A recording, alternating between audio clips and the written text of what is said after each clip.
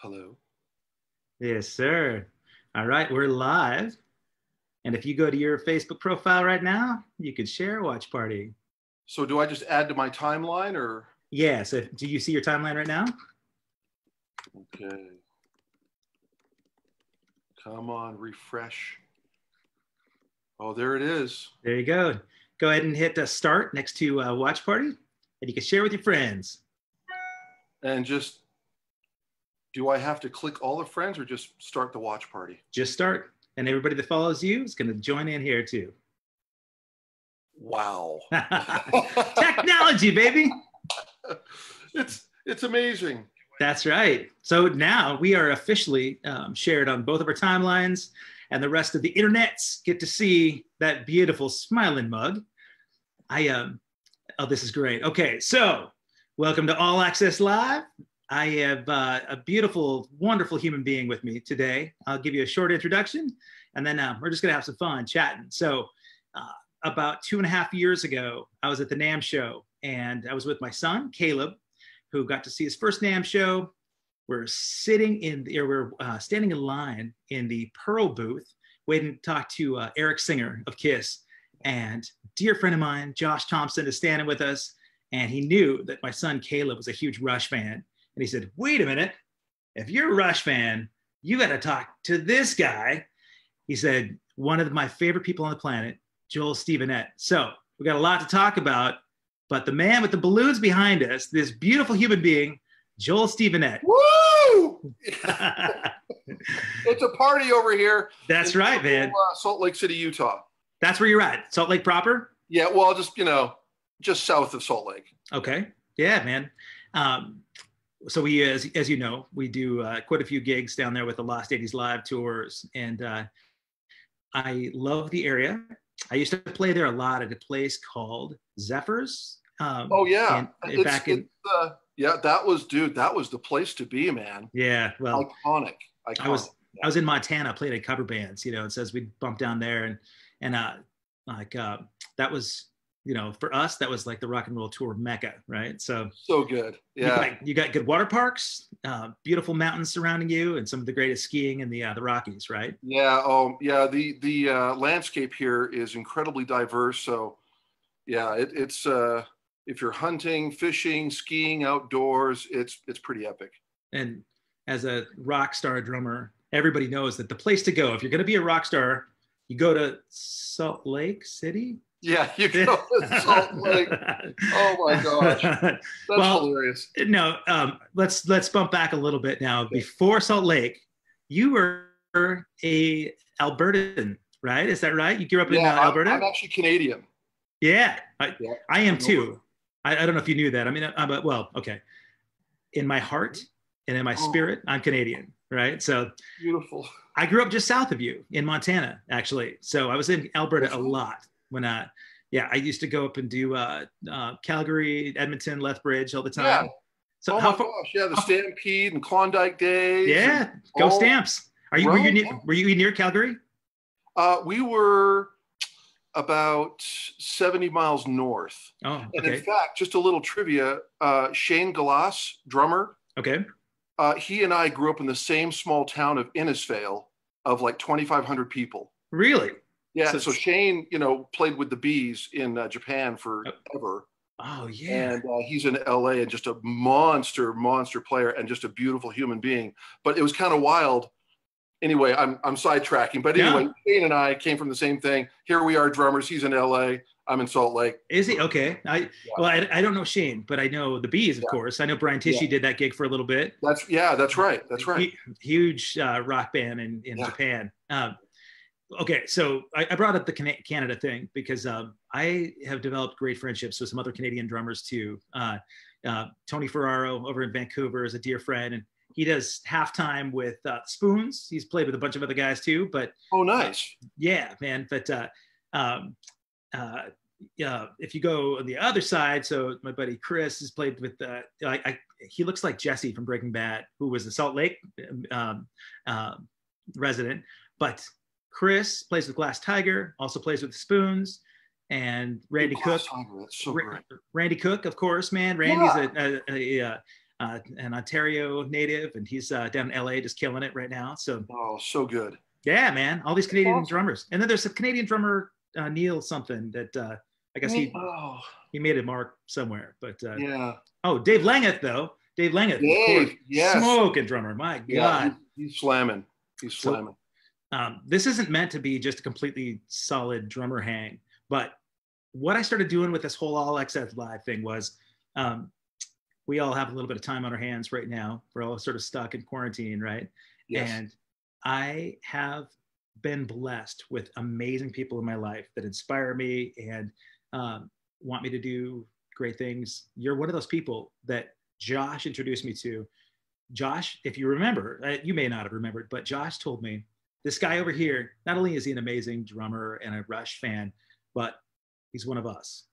And if those of you who know, it's not a secret society. These are people that are genuinely interested in sharing our heart and our spirit with people, right? So the whole idea behind the All Access Live thing is just to share personalities, some fun anecdotes and stories, but people that are really driven to do good things for people and do good things for the world.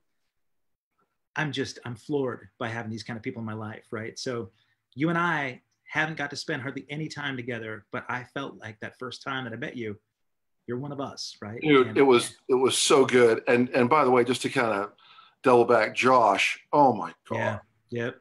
An amazing human being and an incredible player. Yeah.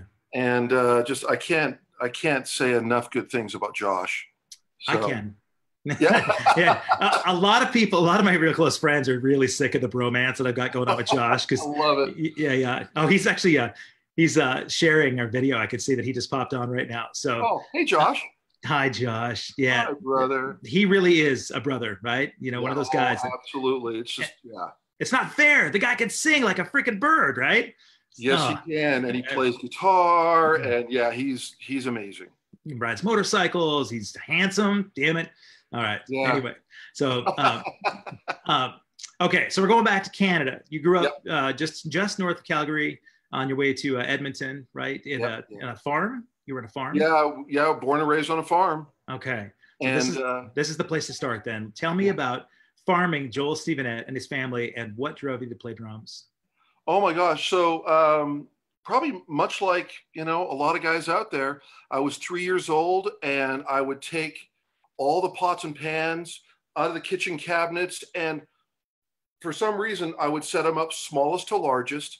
And the pans that my mom had, I remember these, they were made by a company called Salad Master. Okay. And you would take the lids, the lids had like these little round circular handles. And on those lids, they'd have those little steam release valves. And so if you turn the lid upside down and hit it, bzzz, now you got like a sizzle cymbal. Wow. And so I would set those up and play to the Beatles and Gordon Lightfoot and Herb Alpert and the Tijuana Brass and Boz Scaggs. And oh man, the list goes on and on and on. And then I got my first little piece of whatever drum kit when I was 5. And I remember that kit. I don't remember the name, but I remember that I had to tie a shoelace from the rack tom to the cymbal arm that was mounted on the bass drum because I couldn't get the wing nut tight enough. Uh-huh. And I always had to hit it that way, because if I hit it that way, it would just go. Oh, yeah. And then the journey began from there, and it was just like a ton of Boz Scaggs. Oh, and Boston when I was 7, 8 years old on a farm, rocking it in Alberta, And were your family, were they musical? Yeah, my mom and dad were actually really musical.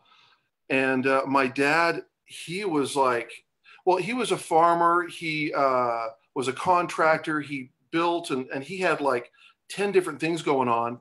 But when he came home, man, he was a whiz on the organ and with the foot pedals and the Leslie cabinet and all that stuff. And then during the holidays, Christmas, he'd bust out the accordion, and my mom would pretend like she was speed skating around, in the nylons in the kitchen. And it was like an open door policy at our home in Canada, where it's just like people in and out and music all the time. And it was a pretty cool childhood. Do you have siblings? Yes. So there's 9 of us. Nine. Right. 9 siblings. Yeah. So there's 5 boys, 4 girls. Okay. And I'm number 7. Wow. And yeah, we're all pretty musical. Really? But I was the only one that was just crazy enough to actually do this for a living. Really? But, Okay. Yeah. But yeah, so 9 siblings, and they're all kind of scattered all over the place. And so holidays then, you had dad playing the accordion, mom pretending to skate. Then Yep. the other siblings, were they playing like guitars and oh instruments? yeah, you know what? Yeah. I'm glad you brought that up. Like my oldest brother, Daryl, fabulous guitar player and singer, and boy, playing guitar, and he'd be singing. My older sisters would be singing, and it really was a party. And there was always food cooking and the smell of fresh cinnamon rolls and pies. And dude, it was Canada in the 70s on a farm, and just, and we always had, community dances. And in the winter, we had this big pond across the way in the field, and my dad would go with the snowblower and clear it off, and we'd have ice skating parties and a fire on the side and cooking hot chocolate. And it was, that's cool. You saw in 40 below weather. I remember the weather, man. I was in that same stretch of Rockies from you, just in Montana, which is what drove me to Portland, actually. Yeah, seriously. So I'm glad you bring that up then, because one of the things I want to touch on, especially in this conversation, your family was close. And I'm guessing that may be one of those things that actually drove you to be this real close relationship builder. One of the things about this music industry, right, is that you can be an incredible player, but what really drives success is developing relationships with people, right? So if you have this close-knit family, some of this stuff is deeply rooted in our upbringing, but some people just have it. And I love meeting people that really value those relationship things. I'm guessing that this is that was one of the things that was real seminal in your development as a performer, right? It's interesting that you bring that up, because my parents were just amazing human beings. And without sounding, too cheesy, they were just so selfless and kind and willing to do anything for anybody. Yeah. And that certainly rubbed off on all of us as kids. But, crazy enough, as a youngster, I was a pretty shy kid. Like really shy. Yeah. If I was playing drums and somebody came around the corner down the stairs, I'd stop. Oh yeah. And then my mom would say, "Oh yeah, but we've got the neighbors over. Joel, play him a song. Come play him a song." And I wouldn't play until everybody went around the corner. And then my mom, she had like one of those bouffant hairdos, and if I kind of saw the hair coming around the corner, I'd stop again. Really? Yeah, but as time goes on. I remember, and I'm jumping way ahead here, but I remember being in Nashville and knowing no one. And this is, I was there for close to 11 years. So this is back early 90s. Okay. And my oldest brother, Daryl, was living there. And I said, Daryl, I don't know how I'm going to get a gig, find a gig, get an audition, whatever it is. He goes, well, Joel, you need to do the 3-foot rule. And I'm like, the 3-foot rule? He goes, check this out. And we're standing in line at McDonald's getting lunch. All right. My brother turns around, introduces himself to the guy behind us getting ready to order lunch. And he goes, hi, my name's Daryl. What's your name? And the guy's like, I'm Dave. How you doing? Right. And he goes, Dave, this is my brother Joel. He just moved here. He's a drummer. And he's looking to get a gig here in town. And he goes, well, what do you do? He goes, well, I'm in finance, but one of my dear friends plays with Reba McEntire. He goes, well, Joel, you guys should exchange numbers. And I'm like, okay, yeah, blah, blah, blah. And that was it. We turned around and Daryl goes, 3-foot rule. If anybody's in a circumference of 3 feet, say hello, talk to them. And, just be authentic and be cool, be kind. And I really took that to heart. I love it. Going forward in Nashville, because it's people. Where does success come from? People. Absolutely. Where does opportunity come from? People. Yeah. Where does money come from? People. Yeah. So, and I'm not saying that, there should be an angle, but I think when you're passionate and you love what you do, it shows as being genuine. Absolutely. And when you're in a place like Nashville or New York or Los Angeles, or in like a hotbed of music, there's so many people there that speak that like-minded language. I mean, dude, if you and I didn't know each other and we just started talking about drums, I'm pretty sure we could close down a restaurant just talking about gear, talking about records, talking about influence, talking about. Guaranteed. You know what I mean? Yeah, absolutely. That's one of us. You know, that's the thing. Yeah. You know, man, I had a really similar experience like that when I was younger, because believe it or not, too, I was super shy. My mom and dad. My dad was a teacher. We moved around a little bit, and we moved to this neighborhood that I knew no one, but I was 5, and there were all these kids playing over the hill in the neighborhood, playing out in the street, and I was so scared to go talk to them. Really? And my mom marched me down to him, and she said, I want you to reach out your hand. She said, this is how you do it. And she said, I want you to reach out, shake their hand, and say, my name's Kevin, and I'm going to be your new best friend. And I forgot about it for the longest time. I was trying to figure out where my interest in making these connections and friendships came from. And you talk about authenticity, right? When you talk to people and express interest in them, and because it really is about listening too, right? It's not just about saying, hey, this is me, this is what I do, and this is what I'm interested in. That never works in a real collaborative relationship. It's more about listening to similarities that you might have. And the authenticity is not having ulterior motives, right? Wanting to talk to the guy behind you that your brother that Daryl introduced you to at McDonald's. You weren't trying to get an angle. You weren't trying to say, hey, I just moved to town, hook me up with Reba McEntire. It was, I'm new in town. I don't have relationships built. I just would like to meet like-minded people, right? And when you go to network hubs or places like LA, right, where there are more musicians per capita than Starbucks, right? And so there are so many guys hustling, trying to get the next gig, and you can sniff that stuff out, right? I mean, it's like a car salesman. You pull into the parking lot and you know this guy's coming out. He doesn't care about all the other things you've got going on in your life. His idea is that he's got a commission to make and he wants to sell you a car. And everything you tell him might seem important to him, but ultimately the guy just wants to sell something. And I've had, unfortunately, relationships with people that they had to question my authenticity. They'd look at me like I got an angle. And really? I felt like I had to break down those barriers and just say, hey, man, I know it might seem strange to you that I'm genuinely interested in you and I want to be kind. But then I'd second guess myself because I'd think, am I coming off like a sales guy? Because I hate sales guys, right? But what I do love is people. And so that's what this whole thing is about, man. This conversation, the live punting that we're doing is, there's no ulterior motive. I'm not looking for sponsorship or notoriety or anything. What I want is for my circle of people to get to discover beautiful human beings that I've run across that have a story, right?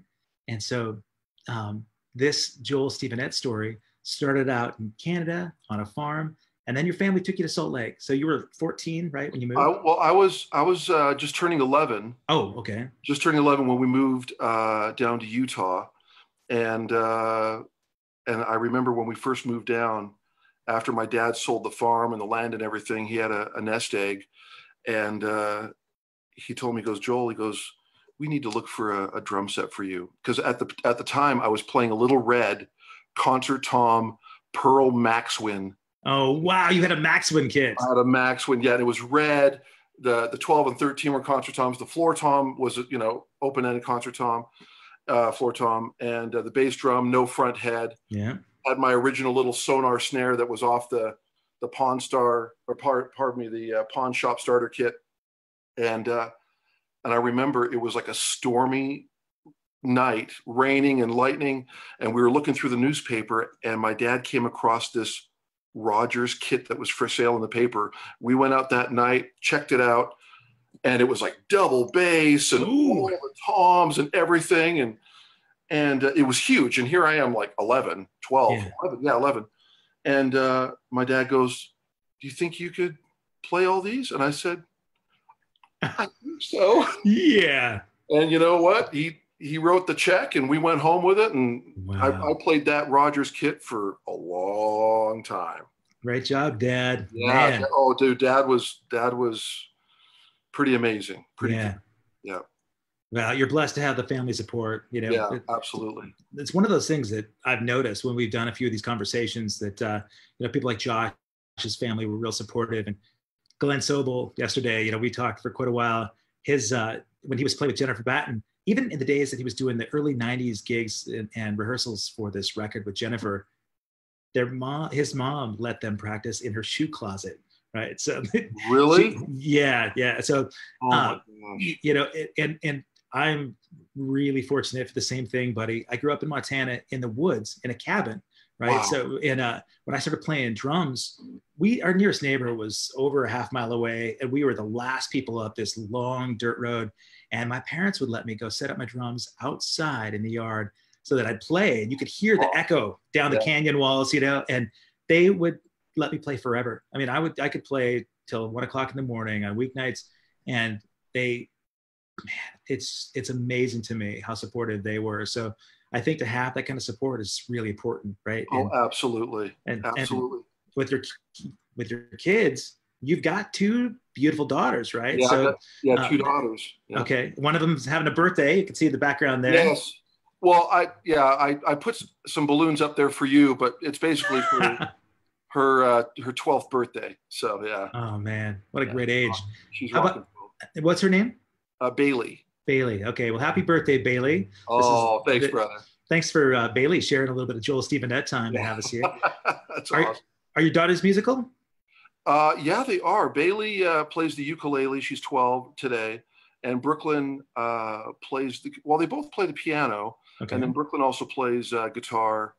And Bailey, I tell you, man, she just sings everywhere she goes. So she sings and dances, and they're just, they're just absorbing everything.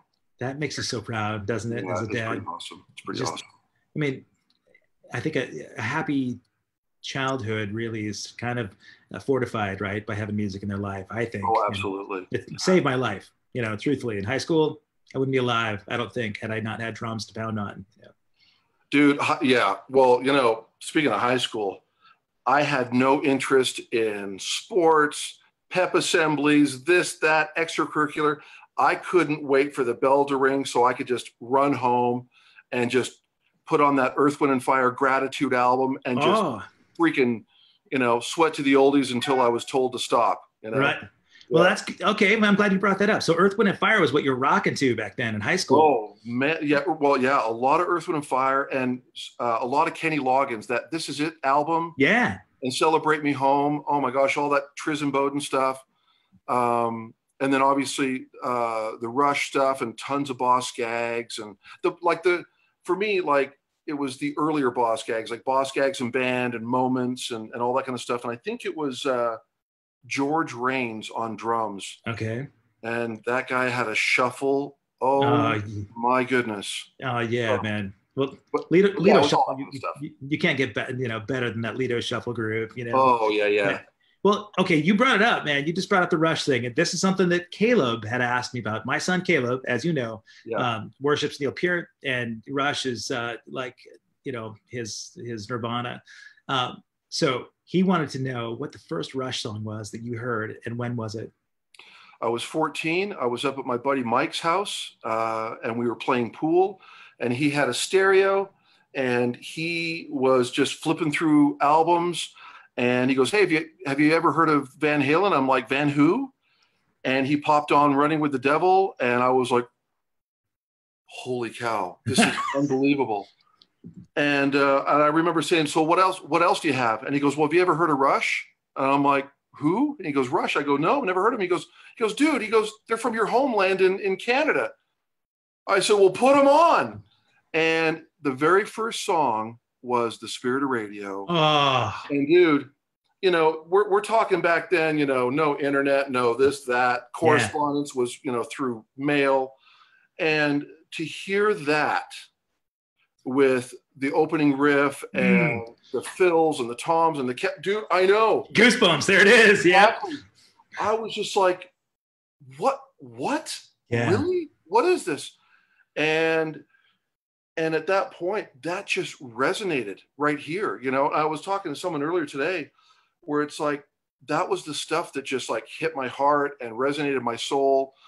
And I just thought, this is just like melodic, sonically, drums, everything. It was just, yeah, it was amazing. God. And then I couldn't get enough of that stuff. And, you know, back then, obviously no downloads.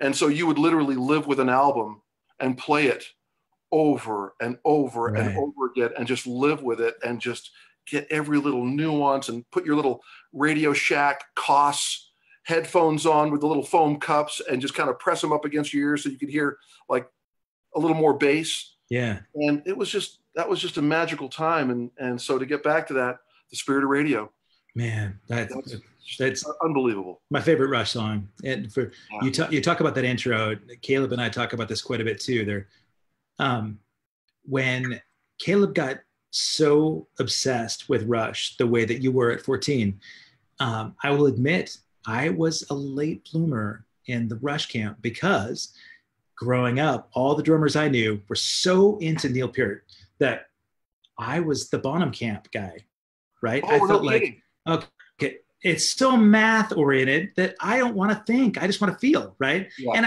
I was a vapid, superficial butt rock fan. You know, Scorpions were my favorite band. You know, and so it was more, and I'm guilty of not listening to lyrics. And so what happened with my son and I. Me too. I'm not a lyric guy at all. Well, at all. That's where Caleb got me, because we had an experience the same time that I met you at the NAMM show. You might remember our pal Nate Morton brought Caleb and I down to go watch him play at The Voice, and we were hanging out backstage. We went to the studio at A&M Studios, right, or Henson Studios, and they were doing some recording of all these sessions that they do for The Voice, where the performers would go in and they would track the songs that they made that sort of put them on the map for the show. They'd record those things, and then they instantly go up to iTunes and have streaming downloads. And in that session, Caleb would just talk to Nate, periodically. Nate would be sketching out his notes, and he'd say, like, so you're a big Rush fan, huh? Caleb said, that's all there is. And he said, really? Just Neil? He goes, yep, that's it.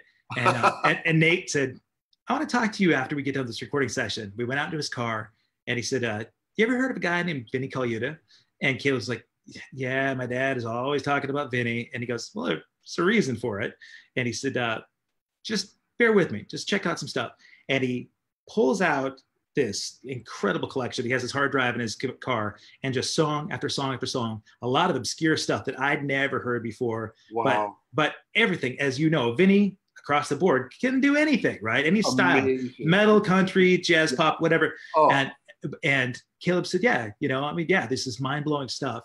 But what Caleb told me, he said, and he said it right there at the car with Nate, he said, so play me some of Vinny's lyrics. And I said, touche. And Caleb said, it's so much more than just a performance thing. It's just so much more than the recordings. It's the spirit that Neil brought about by his writing. And that's what Caleb connected with. He connected with the angst that a teenager might have. And it was the full package. And I realized I'm guilty of only compartmentalizing certain things. And I didn't see that whole picture for Neil, You froze up for a second. So maybe that's the world's telling me to not chat so much. Hang on, we'll see if we can catch back up with Joel here.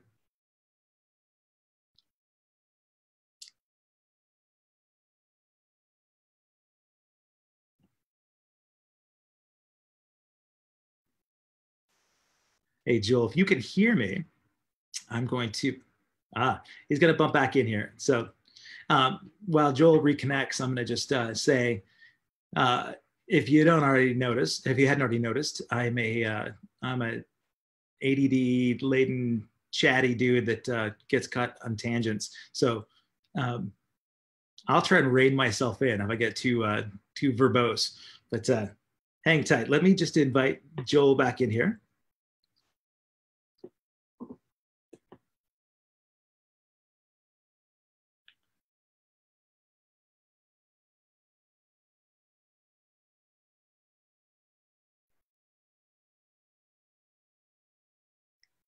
All right, I'm just having him log back in. Take him a second to jump in, and we can talk a little bit as we wait for him to come back in. I can mention to you guys I've got a whole series of new people to connect with. This is going to be really fun. Tomorrow, this wonderful, beautiful human being, Katja Reicherman, is sax player. I know her from her days with Rod Stewart. I think she was with Rod for like 20 years. And her brother, Ralph Reicherman, was bass player for the Scorpions for a while.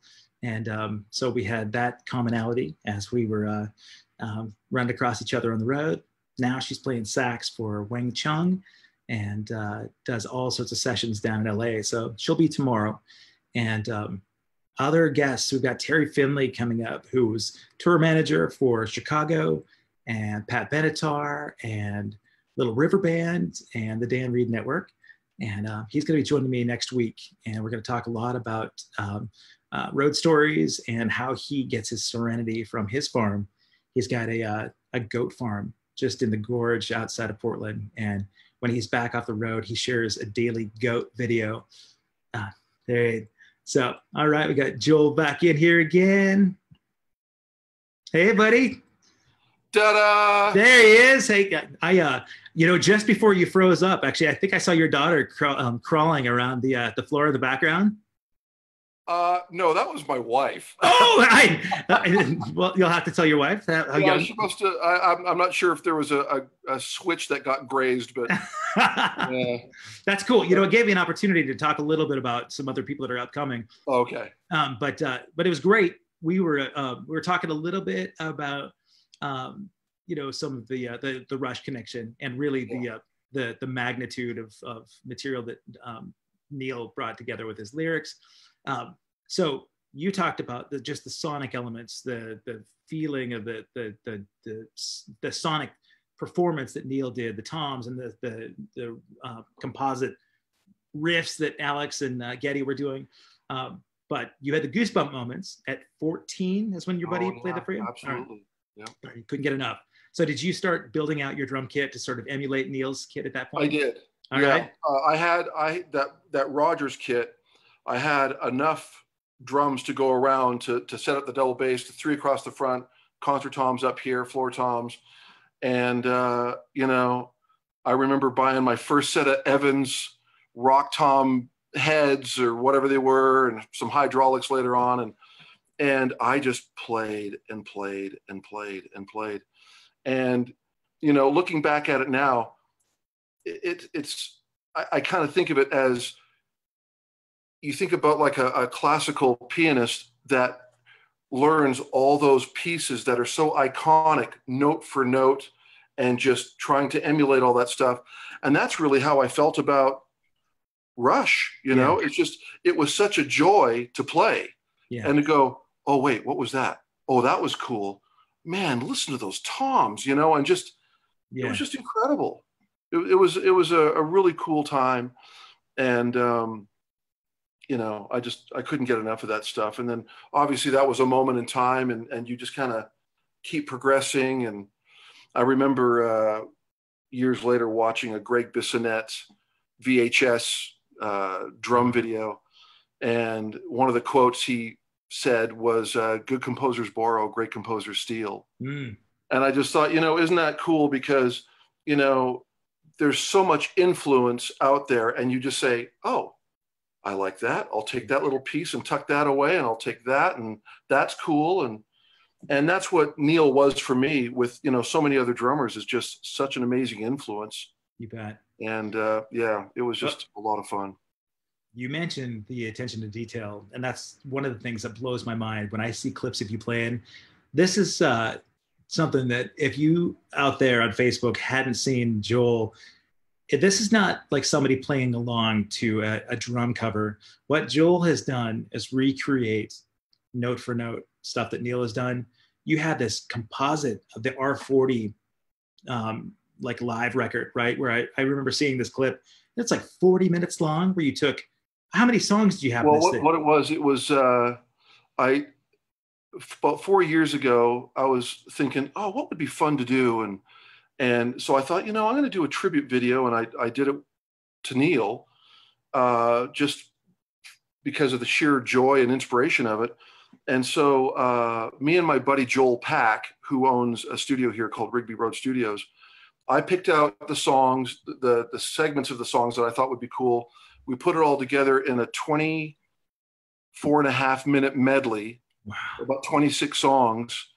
And I remember when we were recording it, after I just lived with it and memorized it and all the changes and, tempo changes and whatnot.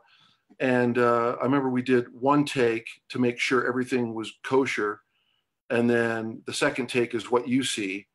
And really? then I threw it up on YouTube, and I think it was just recently taken down by YouTube, unfortunately. Because of the rights infringement, or? Yeah, it was just it's like 26 songs of copywritten material. Right. I'm surprised it lasted 4 years, but it's on Facebook and my Instagram and all that kind of stuff. If anybody wants to go check that out, but yeah, it was just a lot of heavy lifting, but it was just a joy to put that together. It's mind blowing. It was that. I mean, when Neil passed, unfortunately, rested in peace, man. Yeah. You had posted that you had a letter from him. Where did that come from? Well, what it was is that Garrison over at DW, just love that guy. Yeah. I've known Garrison for a long time. And when I did the full endorsement with Hardware and Drums back in 2007, I got a knock on my door, and it was UPS. And I'm like, oh, this is interesting. I'm not expecting anything. And I got this big, long tube, about that big around. And it just said it was from Garrison from DW Shipping. And I'm like, oh, this is weird. And I unrolled it, and it was the R30 poster of Neil. And it just simply said in silver Sharpie, "To Joel, happy drumming, Neil." Wow. And later on, Garrison had all of Neil's books signed by Neil when he would come into Drum Channel or just kind of hang out. And so, I never met the guy, but I've just always heard, wonderful stories and how cool and gracious and driven and motivating and inspiring as he was, But yeah, so, I've got a couple little nice mementos from him and just a lifetime of inspiration with his body of work, with albums and also his books as well. So. Right. And, I know that led to, you did some time with a band that was primarily a Rush tribute thing. Yes. All right. Yeah. So you want to talk a little bit about Why Not? Yeah. So Why Not? Great band. I had gotten a call from Billy Alexander, who had started the band several years ago. And actually, he messaged me on Facebook and just said, hey, I've seen your Rush tribute video and like what I see. And do you have time for a call? So I'm like, yeah, absolutely. So this was a couple of years ago, 2 years ago, last November. Okay. And so anyway, we talked and I just said, hey, I love what you guys do. But I said, do you guys do any originals? And he goes, absolutely. And I said, well, send them over. So he sent me, I think, 3 originals. And I immediately fell in love. I was like, oh my gosh, this stuff totally resonates with, who I am and how I play and all that kind of stuff. And it's great, beautifully written stuff. And so I told him, I said, hey man, I'm really loving what I'm hearing, but I said, I have no desire to be a side guy in a project. But I said, if we're all equal members and we're all vested in this together, I said, I'm your guy. And he goes, done. So I said, okay, let's get to work. And the first thing we did was a cover of Natural Science, which you can see on, which is one of my favorite songs. Oh my gosh. Amazing. And so we did Natural Science, and that was just before NAMM of 2018. I think it was January 2018. And then, we did some shows here and there and recorded, I recorded an album with him called Resonance, and that was just a blast to do. In fact, I recorded that album. I did the drums at Rigby Road Studios, which was the same place where I did the R40 video. Okay. And I love that place. They get great drum sounds. So, so I was with Why Not for almost a couple of years and had a great time. and played some great music, and always loved playing the Rush stuff. And yeah, it was a good time. The Resonance record, is that available Spotify, iTunes, everywhere? Yes. Okay. Why Not Resonance? It's on Spotify, iTunes. I believe you can go to Why Not's website and get it there, and they've got all sorts of merch. And is it all original stuff? Yeah. Oh, cool. Resonance, right on. All original stuff. It's all stuff that Billy Alexander, the guitar player, had written. And Billy would send me guitar, bass demos, and I would just kind of listen to them over and over again and go, okay, drum wise, what do I do? And so I just navigated around that and took a couple of days to record the album, and then Billy did the rest with Tim Starachi, who plays bass. He's a monster bass player, and of course the lovely Rocky Cooner, the singer, who sounds like a young Getty from Hemispheres and 2112. And yeah, she's like this tall, and just has this voice. You meet her and you're like, well, hi, how you doing? And she's just so kind and sweet, and then she starts singing and you're like, oh, powerhouse. Yeah. Oh yeah, I've seen the videos. Where are they based? So Rocky is in Orange County, California, and I think Billy is also in Orange County. He's down in the Irvine area, and then Tim Starachi, the bass player, he is in Melbourne, Florida. Oh wow! And then I think I'm not sure. I know they've got a new drummer, but I'm not sure where he's from. But rehearsals weren't happening at somebody's. Oh no! Yeah, all right. No. So it's just remote. Dude, it's like you did all your homework at the house, and then we would literally go out, pick up our back line. It would take me 6 hours to set up the kit and rehead it and start from scratch with all the hardware and everything. Wow. And then we'd sound check a couple of songs, maybe, and then do a 2.5 hour show. Wow, that's crazy. Yeah. Were you actually touring, or were you just doing one-offs? No, we're just doing one-offs. Okay. We do like one here, two here. Yeah. Some stuff in the East Coast, go down to Florida, play a few shows, come to Salt Lake, stuff like that. That's a little easier to do when you've got daughters your age, you're not wanting to be away from the family. Yeah, much, right. Yeah. And so I know that your tenure with that band kind of came to a head this last year. Are you playing in a band currently right now? Well, I've always played in like several different bands let me back up. The majority of the stuff that I do in Utah is recording. Okay. And then I also will do like one-offs with country artists out of Nashville. And then I do a lot of corporate events with a corporate party band. Right on. So we'll fly all over the world and, doing red carpet galas and parties and after parties and all that kind of stuff for corporations. In fact, a year ago,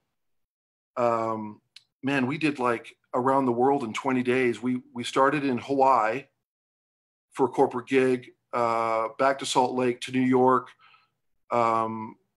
Philippines or Singapore to Dubai, and then back to Salt Lake. And it was just amazing. In fact, we were supposed to be in South Korea next week, but considering everything that's going on, everything was just shut down. Sure. Well, but yeah, so, that's the majority of the stuff that I do. That's okay. Well, what we hadn't touched on, you talk about recording, and first of all, you mentioned Nashville, getting a lot of sessions from there. So you developed connections when you were living there. How long ago did you move from Nashville back to Salt Lake? So I was in Nashville from like 93 to 04, 05. And then I moved back to Utah. I think it was like 04, 05. Okay. And so I've been back here ever since. And what was happening is that I was touring with different country artists in Nashville and spending, 150 to 200 days a year on the road, as that's what we do. Right. And it's wonderful. But when I wasn't on the road, if I had 2 or 3 days off, I'd come back to Salt Lake and do recording sessions for video game soundtracks. And so I started getting busy with that. And with one of the last country artists that I was playing with back in 03, 04 was with Jody Messina out of Nashville. I think she was winding down and getting ready to do another album. So I was like, I'm just going to stay in Utah and just keep recording. And it just turned into something long-term. And my gosh, I spent the next few years just in the studio, nearly 5-6 days a week, just doing video game soundtracks for, you know, Xbox and Wii and PlayStation. And you're getting ahead of yourself, because I was going to ask you, where did that start? How did the video game thing come your way? Okay, so coming back to connections, it was Alan Osmond, because I used to play with the Osmonds back in the day. Before Nashville. Yes, before Nashville. Okay. And so Alan Osmond had connected me with a guy by the name of Chuck Myers, who was a keyboard player and a producer. You know, he you know, is a multi-instrumentalist and plays everything. And so Chuck got connected with someone and started doing video game soundtracks for like some of the original PlayStation games, like Warhawk and a bunch of NFL football stuff, and just a bunch of different games. And then Chuck had called me in and said, "Hey, do you want to play on a game?" And I'm like, what do you mean? Yeah. Like, play on a game? And he goes, "Well," he goes, I just got a contract to do, I think it was Twisted Metal, like the first Twisted Metal. Yeah, huge. Game's massive. And so, dude, I'm in his garage, because he had like a house, and he had a converted garage with a big console, and we had a drum cat there with the pole cats, triggers with the fat cat and the hat cat trigger pedals. Yeah. And a couple of Roland S760 samplers. And hold on, what's that? Like one of these guys? Dude! Wow. Yeah, sorry, go ahead. I remember playing all the Twisted Metal stuff on a drum cat and those pedals and just rocking it. And that's how I did a lot of the video games until Chuck moved into a bigger place, and he had a bigger home studio with, you know, just amazing views, and we set up big drums in there and all the stuff. And then we started doing, oh my gosh, all sorts of stuff. Downhill Domination, which was a mountain bike game, and Top Spin Tennis, and I think Frogger, Dance Dance Revolution. There was a bunch of those. Oh yeah. And Toy Story 1 and 2 and 3. And dude, there's like 60 or 70 games. Oh my gosh. That I played on with Chuck. These are all, Chuck Myers gets the contract. He calls his buddy Joel and says, "Hey, you want to play on this?"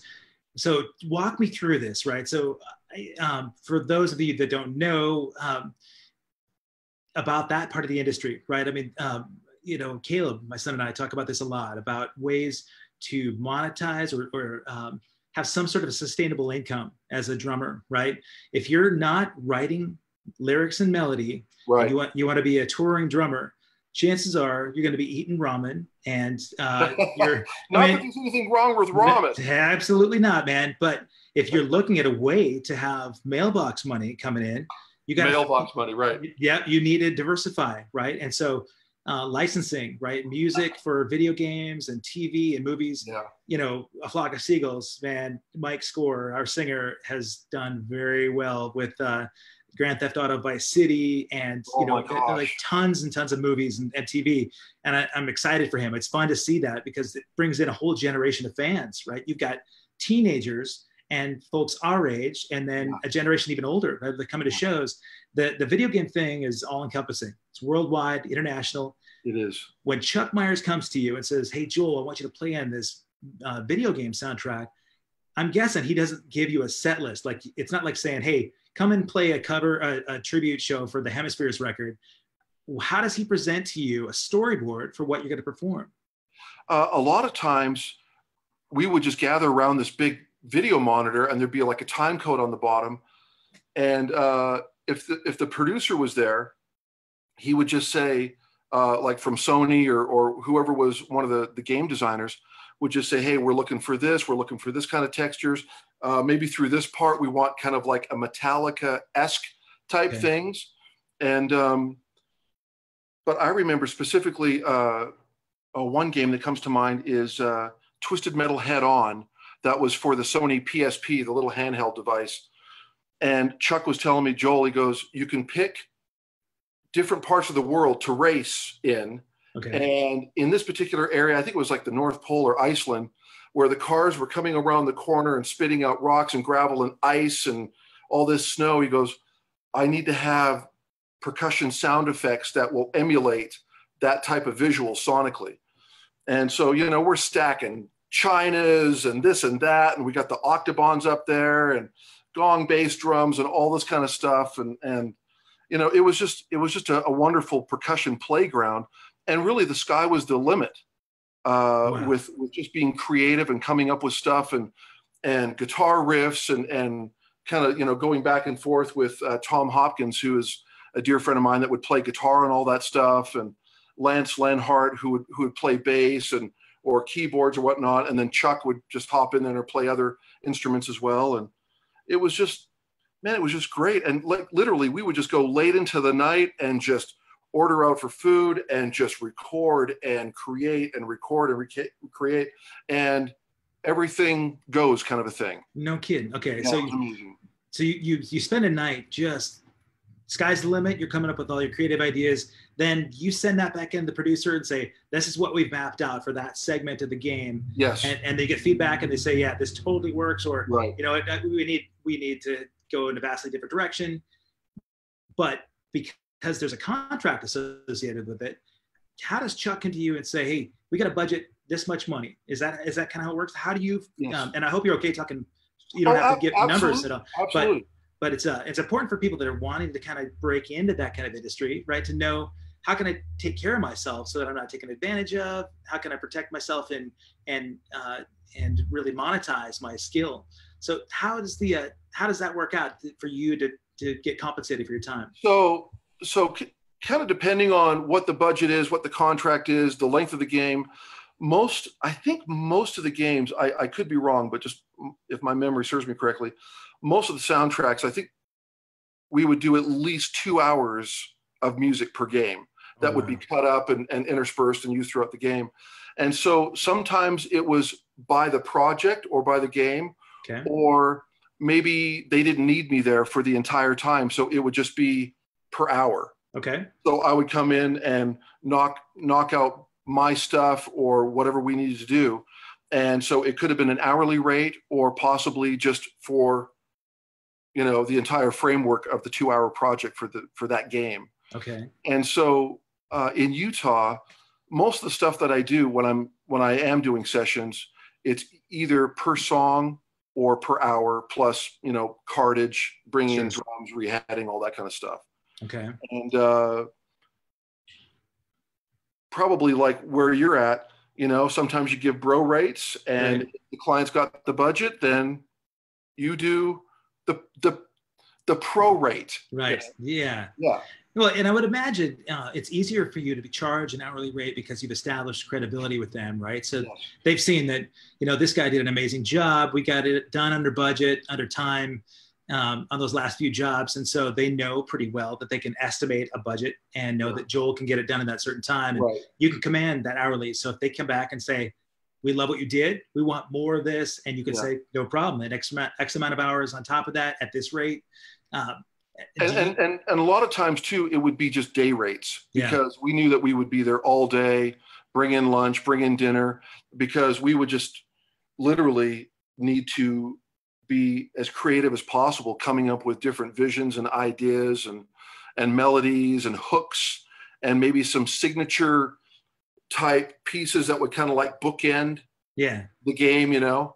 And so, you know, that was something that we would do too, you know. But Chuck, you know, Chuck was, and especially when you're working with your friends, if you've got a good rapport, those guys are going to take care of you. Just like, you know, if you and I were to work together and we had a budget, we're going to take care of each other. Sure, you bet. You know, because we know that we're not taking advantage of the other person. And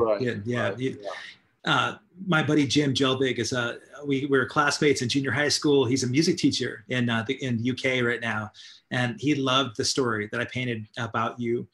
He had asked a couple questions about this development. He wants to know, what was your favorite video game to record? It would have been Twisted Metal Head On. Okay. And the reason being is because there were all these different countries that the cars were racing in. So you've got Egypt, the US, several other countries overseas and whatnot. And so we would create music to fit the vibe of that country. Oh, and right. and I remember years and years ago, boy, my gosh, I'm dating myself, but 2009, I had the opportunity to play PASIC or PASIC, Yeah, PAS, right. in Indianapolis, and I put together a whole clinic based on like the video game stuff that I do. And I think Ah, you can see that those videos or that clinic on YouTube. okay. But you know, with the PSP head-on twisted metal game and the different varieties of the songs, and you can kind of hear like some Arabic stuff in there, Wow. where I'll go to the Ratatoms, which, you know, DW Ratatoms, but I think back then I was playing Octobons, Okay. get that vibe, and cool little splash cymbals and bells and cup chimes and all that kind of stuff. And so I would have to say that that was probably my favorite because it was so diverse. You bet. That's Yeah, cool. stylistically. It's Yeah. great that it could lend itself into the clinic environment too. So you can, you know, you're not like playing along the traditional songs that everybody's kind of used to, but you've got something different to offer, different Yeah. voices, you know, and Oh yeah. There, well, you know what? I know that you got a hard stop because your daughter is having a birthday party. So we had just a couple more minutes. Well, you know, we're doing one of those like birthday parades where the friends come by and they go outside and they do the cars and the balloons, and so yeah, she has no idea. No, that's, you know, we had the same thing going on across the street. Actually, my neighbors were doing that. So I just started interviewing Jennifer Batten, and right at the beginning, right at the beginning of the conversation, honks, and in my hood there are big trucks, right, with Awesome. loud mufflers, and we got a little bit of that just now. My Caleb just got home, and he's got no, he just pulled up into the driveway, and I could hear his going. Oh, nice, nice. Let's see. I had a couple of questions that people were asking, so I wanted to ask those of you real quick before we get. By the way, I just saw that Louis Garcia said hello. Oh, good. Now that Mr. Painter to the Stars, Louis Garcia. What an amazing. You've got all sorts of big fans out there. You know. Before I even forget about this, Bill Coker just chimed in a little bit ago, who is he owns my favorite Mexican restaurant in the planet.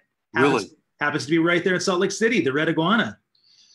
Dude, yeah, the Red Iguana, location 1 and 2, amazing. Yeah, you know, yeah. When Bill's not around, I end up having to wait in that line to get my mole, you know, outside, and it's a drag because I'm only in Salt Lake for a couple of hours at a time, right? Yeah. So I leave when we're on tour. I skip out on the craft services line and the green room stuff because, you know, it's typically a meat tray, you know. And, absolutely, yeah. It's a little deli cheese and yeah. Yeah, I need to get down there. Oh, they have like incredible carne asada. Oh man. Oh yeah, it's iconic. Iconic. If you haven't been to the Red Iguana in Salt Lake, yeah, Salt Lake City, get down there, stand in line. It's worth it. Are they doing takeaway food right now for I believe so. Yeah, okay. Everybody here is doing drive-through, drive-up, curbside service, all that kind of stuff. And so yeah, it's I think it's business as usual on that front. Yeah. It's cool that your daughters get an opportunity to have some sort of birthday celebration. Yeah. You know. Oh yeah, we've been spoiling her rotten in the confines of our home and balloons. Well, as you know, Caleb, my son, had his 21st 2 days ago. So great. Man, you know, my youngest son, Nolan, too. He's graduating high school this year. No prom, no graduate. But you know, he's all bummed about that stuff. And so we're trying to figure out things like this, right, where we can celebrate virtually. And for Caleb, we put together this video. I did this video of people that he admires and respects, and he really does think the world of you for all sorts of reasons. But the video that you contributed was so heartfelt, and it brought tears to his eyes. And so I can't tell you how much I appreciated that. Oh, that's very kind.